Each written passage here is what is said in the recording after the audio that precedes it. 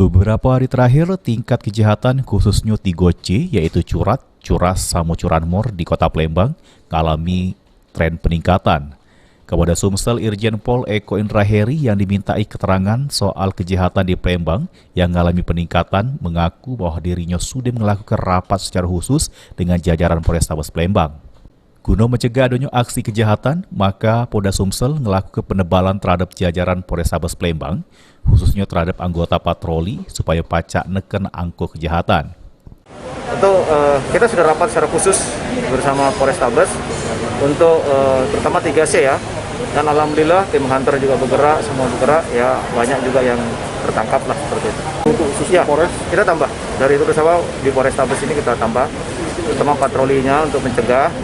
Kalau yang penindakan saya kira sudah cukup hebat anak-anak itu di lapangan. Kapolda pun ngimbau sama warga supaya terus jago Kamtipmas, khususnya di tengah kondisi ini hari. Selain itu, Kapolda pun ngenjuk peringatan sama para pelaku kejahatan kalau polisi bakal melakukan penindakan secara tegas sama terukur. Firman Hidayat, PAL TV.